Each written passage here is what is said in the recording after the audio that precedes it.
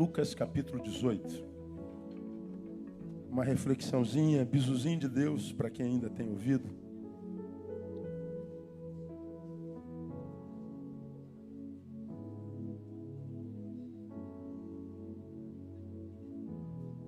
Lucas capítulo 18, versos 15 e 16.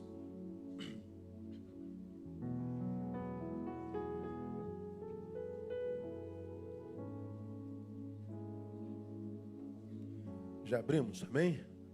Vê se está escrito assim: traziam-lhe também as crianças para que as tocasse. Mas os discípulos, vendo isso, os repreendiam. Jesus, porém, chamando-as para si, disse: deixai vir a mim as crianças, não as impeçais, porque dos tais é o reino de Deus. 17. Em verdade vos digo que qualquer que não receber o reino de Deus como criança, de modo algum entrará nele. Está escrito aí assim, amém ou não? Vamos ler juntos, mesmo com as versões diferentes. Vamos tentar ler pausadamente. Vamos juntos? Traziam-lhe também as crianças para que as tocasse, mas os discípulos, vendo isso, os repreendiam. Jesus, porém, chamando-as para si, disse: deixai vir a mim as crianças, e não as impeçais, porque dos tais é o reino de Deus. Em verdade vos digo que qualquer que não receber o reino de Deus como criança, de modo algum entrará nele. Amém? Senta um pouquinho.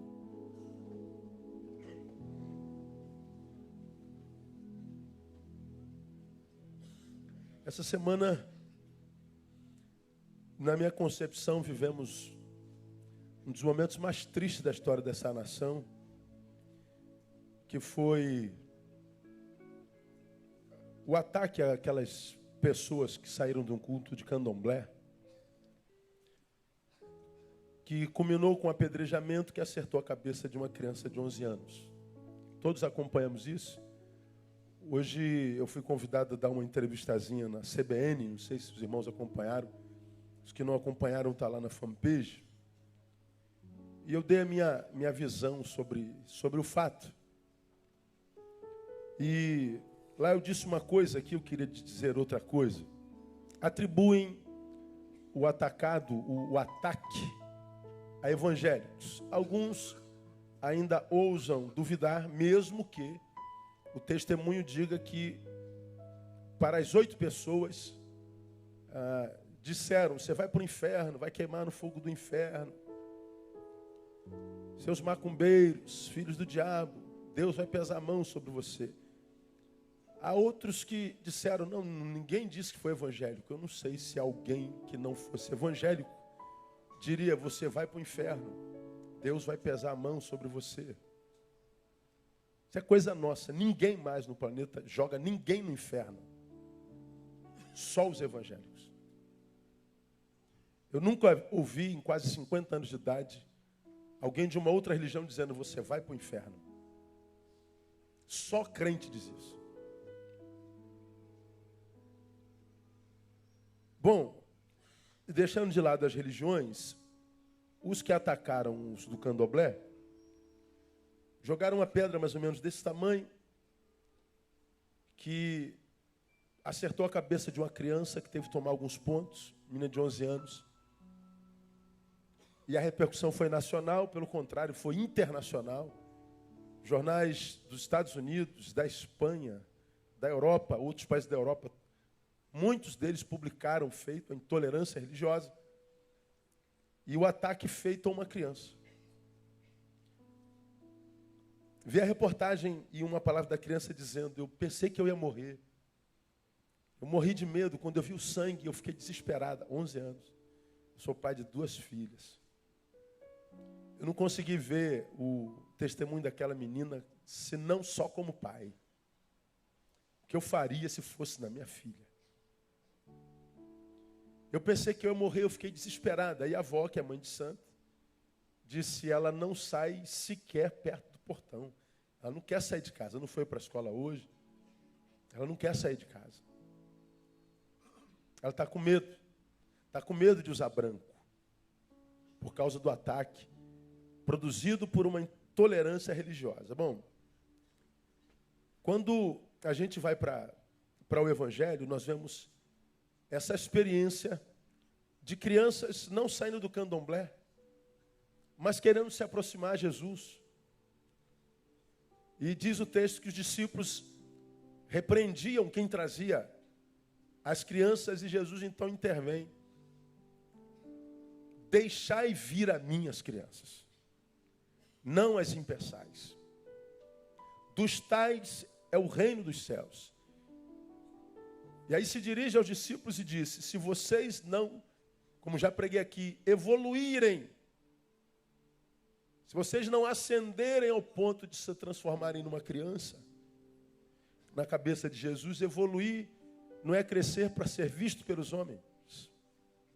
É continuar sendo quem é e fazendo o que se faz, mesmo que precise desaparecer na história dos homens. Ser como criança é produzir na terra, mesmo sabendo que só será visto por Deus, porque é pequeno. Ser como criança é fazer por diversão, não por recompensa. Ser como criança é ser quem é, só isso. É viver o hoje tão somente. A gente nunca viu uma criança sentada à beira do caminho dizendo: meu Deus, como vai ser meu dia amanhã? A criança não pensa no amanhã, a criança só tem hoje. E quando é criança mesmo, curte de tal forma hoje que nem dormir gosta. Vai dormir, criança. Que eu dormir? Dormir para criança é o quê? Perda de tempo. Tanta coisa para a gente fazer e brincar. Eu vou dormir, cara. Não fala em dormir, mãe. Você está louca. Ou seja, eu quero curtir o dia até o final. Criança não desperdiça o agora, não desperdiça o hoje. Criança não se preocupa com amanhãs. Crianças não se apegam a coisas. Crianças não guardam rancores. Crianças não tratam diferentes com preconceito. Criança chama todo mundo de amiguinho. Criança reconhece os maiores, chama todos os grandes de tio. Jesus está dizendo: vocês estão impedindo as crianças de virem a mim. Se vocês não evoluírem ao ponto de se transformarem à semelhança delas, nem no reino do céu vocês entram. Aí, para nossa reflexão, traziam-lhe também as crianças para que as tocasse. Quem trazia as crianças? Estranhos, não eram discípulos.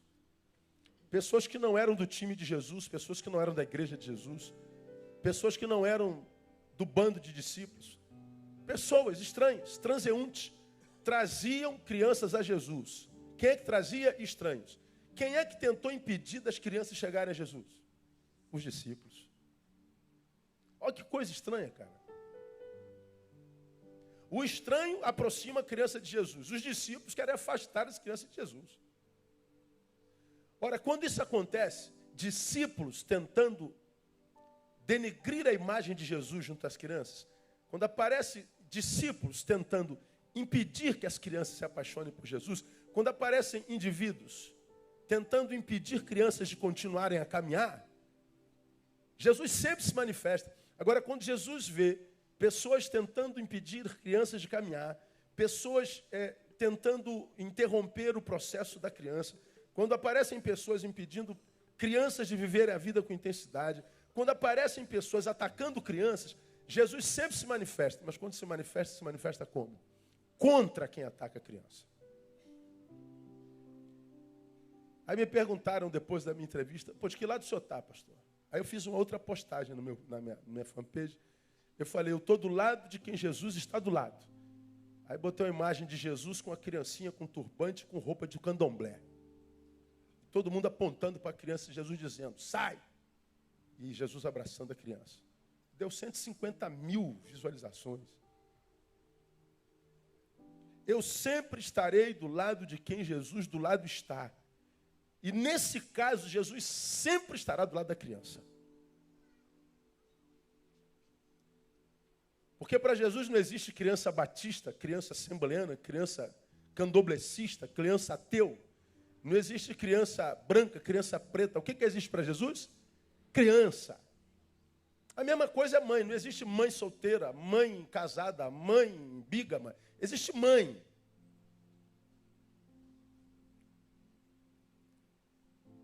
Quem cuida de pormenores para juízo é o homem idiota.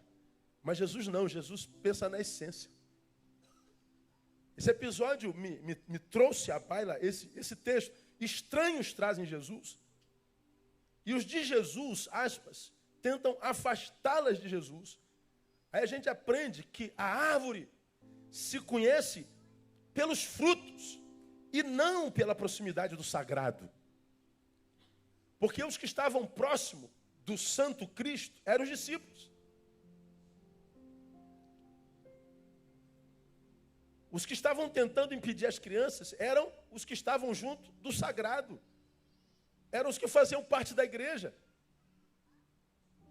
Então esse episódio me ensina que a árvore se conhece não pela proximidade do sagrado, mas pelos frutos que ela produz. É Jesus quem diz isso, pelos frutos os conhecereis. Bom, no texto que nós acabamos de ler, os de Jesus são os estranhos. E os inimigos são os que estão juntos. Então, Igreja Batista Betânia, aprenda. Nunca se impressione. Você já me ouviu falar sobre isso? Nunca se impressione com a santidade de ninguém. A santidade de Jesus não impressiona, humaniza. Se tiver que se impressionar, se impressione com a humanidade da pessoa. Com a solidariedade, com a bondade, com a gentileza. Porque é o que o espiritual gera em nós, é o que o divino gera em nós. Ele não gera um religioso que não discerne um palmo diante da sua fuça. Ele não gera em nós um religioso que vive enfiado dentro de igreja, qual massa de manobra e manipulável por gente sem escrúpulos. O que a fé do Cristo gera em nós é a restauração da nossa humanidade, de modo que quando a gente olhe para a mãe solteira, a gente vê uma mãe. Quando a gente olha para a criança de turbante, roupa branca, a gente veja uma criança, não veja uma macumbeira.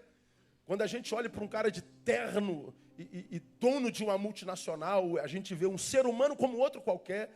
Vê gente como gente é.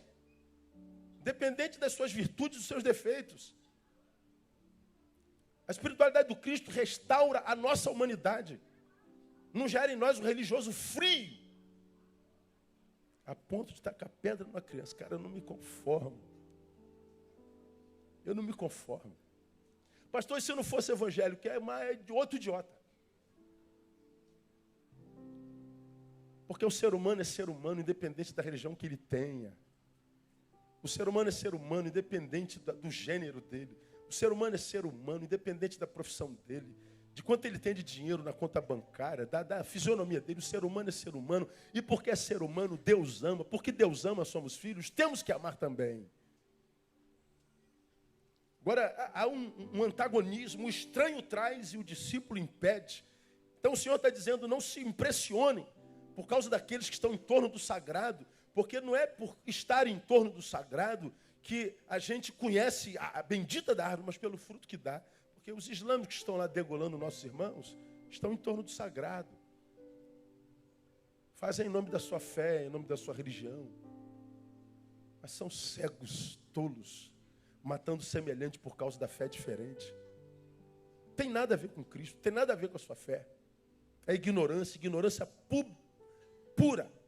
Então, se a árvore se conhece pelos frutos e não pela proximidade do sagrado, nós aprendemos o quê? Que é melhor estar longe, frutificando, do que estar juntinho toda a vida, como um ignorante. Para Jesus é melhor você estar longe dele geograficamente, longe da comunhão dos ditos santos, mas frutificando em amor, do que estar aqui juntinho como um ignorante que não discerne nada do que está fazendo, que não consegue discernir nada do que está ouvindo, que está aqui cantando uma música porque todo mundo canta, que está aqui batendo palma, que todo mundo bate palma, está aqui de terno e gravata, de sovaco cabeludo, perna cabeluda, de coque na cabeça, porque todo mundo diz assim, mas não discerne nada, não entende nada.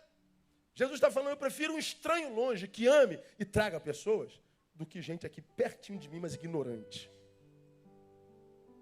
Jesus não se impressiona com nossa religiosidade. O Cristo que a gente crê não precisa de defensores. O Deus que a gente crê basta a si mesmo.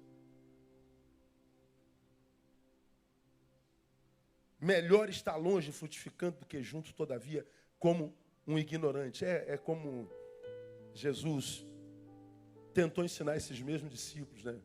Mas crente é crente em qualquer época da história, mesmo quando Jesus está presente. Eles descem do Monte da Transfiguração, se encontram com a menina endemoniada. Aí eles vão tentar expulsar o demônio e não conseguem. Por quê? Desceram cheios de soberbo. Como que a gente sabe de onde a gente está vindo? Dou logo carteirada.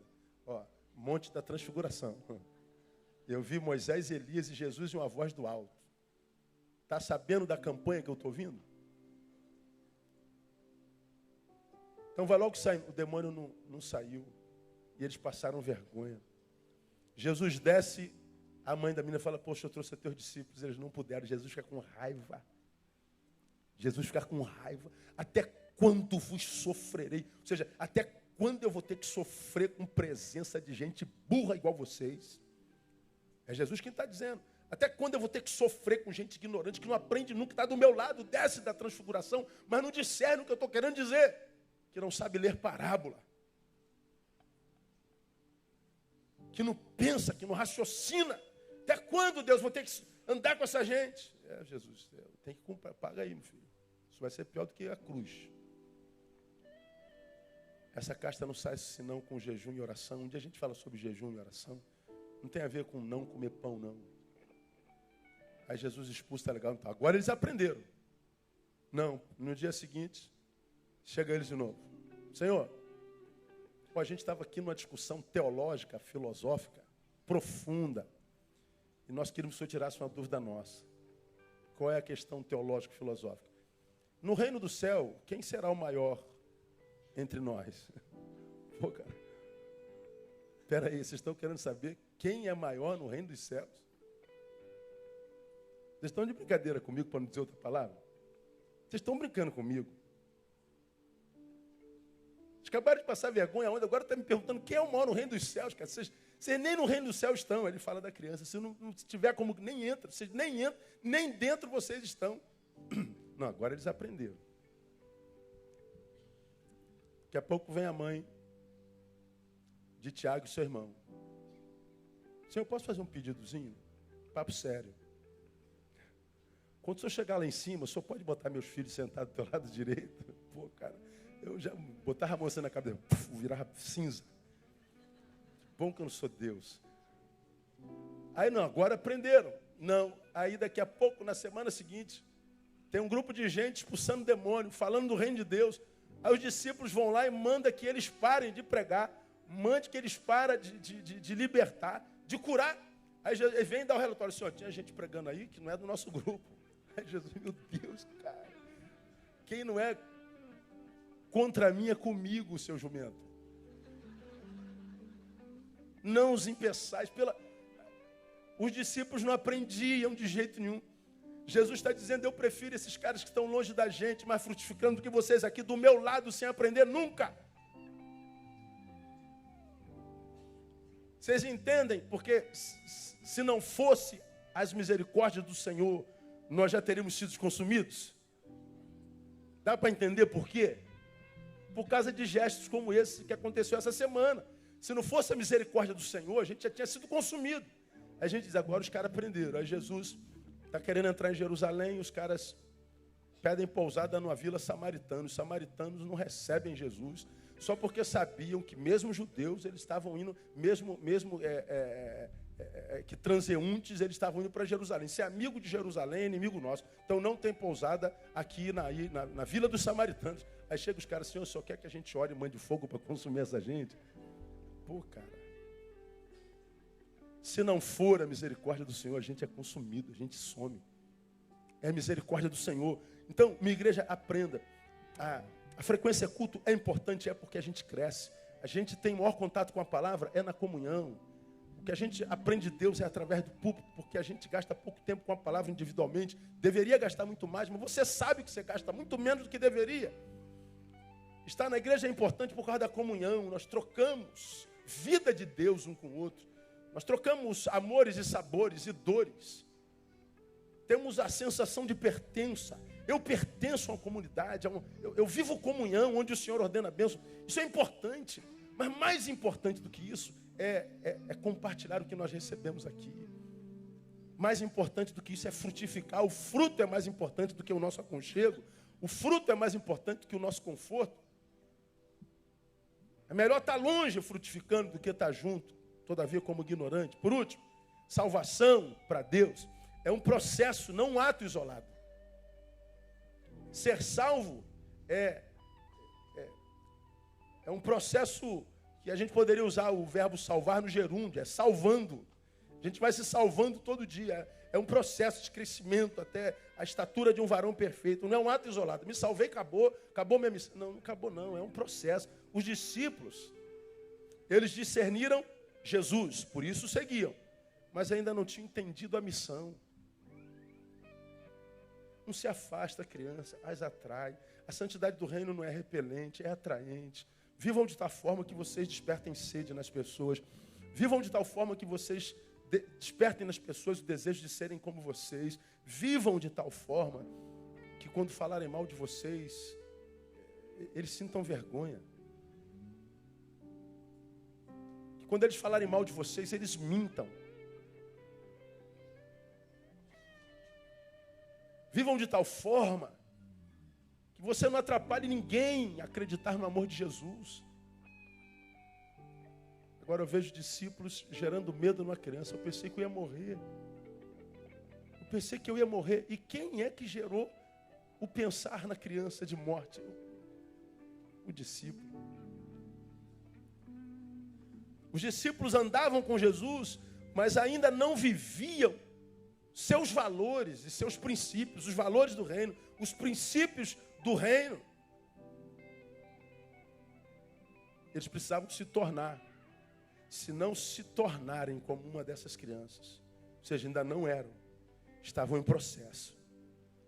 Salvação é um processo. Não sou salvo num abracadabra. Eu vou me salvando em Jesus.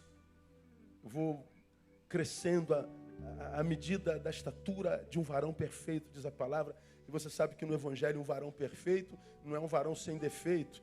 É um varão que conhece os defeitos que tem e aprende a conviver com eles. Depois da queda não existe ninguém perfeito. Existe gente que conhece suas imperfeições perfeitamente. Porque sabe onde estão suas imperfeições, suas fraquezas? Então coloca guardas diante dela para que você não seja vitimizado por ela ou vitimize alguém. Então, minha igreja amada, às vezes eu tenho a sensação que eu sou uma voz no deserto, um João Batista que clama no deserto. Diz que não se ouve o que se fala, não se ouve o que se prega. É um negócio assim desanimador. Mas nascemos para ser boca, não nascemos? Então a gente vai continuar falando.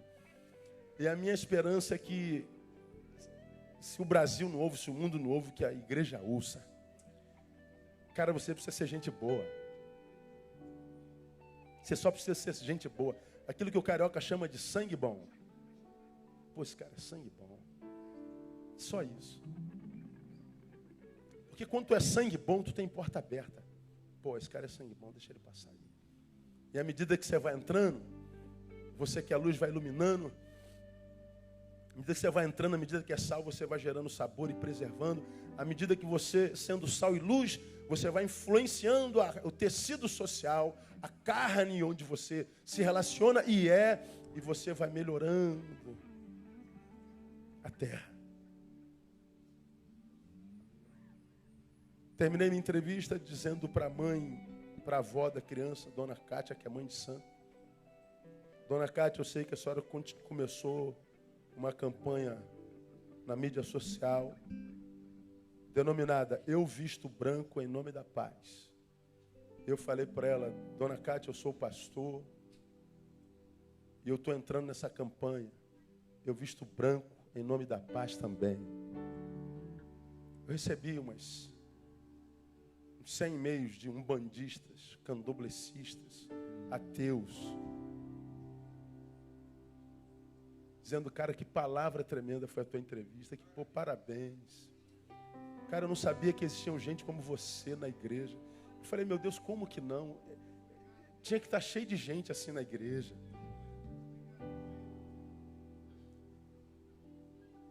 De gente que cai na graça do povo. Não é porque é coberta pecado. É porque serve o pecador. É porque ama o pecador. Porque respeita o pecador. É porque poderia falar como aquela frase que atribuem a Voltaire. Na verdade não foi ele, foi uma senhora que escreveu a sua biografia, uma biógrafa que atribuiu a Voltaire: eu posso discordar de tudo que você diz, mas defenderei até a morte o seu direito de dizê-las. Posso não concordar com nada do que você diz, mas defenderei até a morte o teu direito de dizê-las. Isso é o cristão. Não preciso concordar com a religião dela, não preciso concordar com a religião dele, não preciso concordar com o time dela, com o time dele. É meu irmão de sangue, é da minha raça. A raça é uma só, é humana. Então respeita, ama. E se você não conseguir fazer isso, pelo menos cala a boca. Fique quieto, retire-se. Porque o campo é o mundo, irmão. Nunca vi uma geração tão carente de Deus. A frase que eu uso aqui toda vez, que o Evangelho vem para ensinar a gente a ser gente como gente tem que ser. Meu Deus, que para você é palha, para eles foi meu Deus. Eu falei que a sociedade vive angústia tão grande que ninguém sabe o que fazer. 30 suicídios por dia. O Evangelho veio para dar vida. A repercussão foi... Quanta gente sedenta de Deus. E onde é que essa gente vai achar Deus, irmão? Dentro de um templo? Não precisa vir ao templo. Basta que vá até você. Tem que vir a nós, tem que achar Deus em nós. Nós somos a habitação do Espírito Santo, glória a Deus ou não? Então qualquer um que queira Deus e tenha sede de Deus, tinha que vir a nós e achá-lo. Agora, por que nós não somos assim? Porque a bendita da religião nos emborreceu e a gente acha que é de Deus porque a gente vive em torno do sagrado. O de Deus se conhece pelo fruto e não pela proximidade do sagrado. O de Deus é alguém que pode ser até um estranho nosso, mas se está frutificando, é de Deus. Agora pode estar aqui juntinho, meu melhor amigo, não frutifica, é conversa fiada.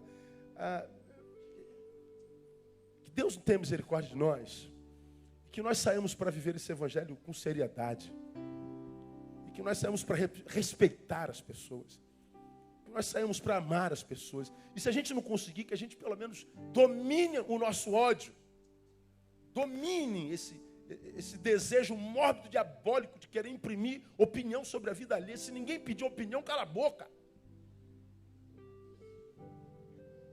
Desenvolva a nobre arte do silêncio, do fala pouco. Refreia a tua língua, como diz a palavra. Porque fazendo isso, irmão, a gente encontra galardão. Deixai vir a mim as criancinhas, não as impeçais. Que nós sejamos estes, que ainda que estranhos, tragamos pessoas a Jesus, e não aqueles que perto dele os afaste. Que nós vivamos de forma a gerar sede, fome, desejo de Deus, e que, gerando isso, eles venham até nós e o achem. Porque nós estamos no mundo para sinalizar o reino de Deus entre os homens. Que Ele tenha misericórdia de nós e nos abençoe. Vamos aplaudi-lo e vamos adorá-lo.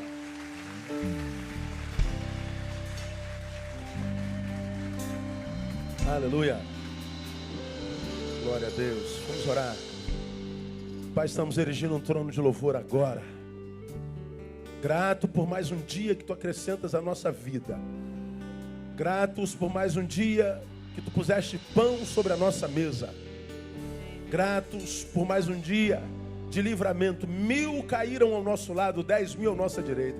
Nós não fomos atingidos.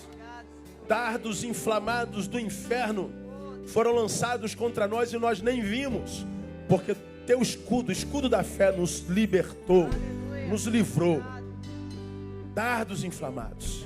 E ó Deus, Satanás acordou nessa manhã querendo matar, roubar, destruir cada um de nós. Chegamos ao final de mais um dia porque ele fracassou mais uma vez. Te louvamos por isso.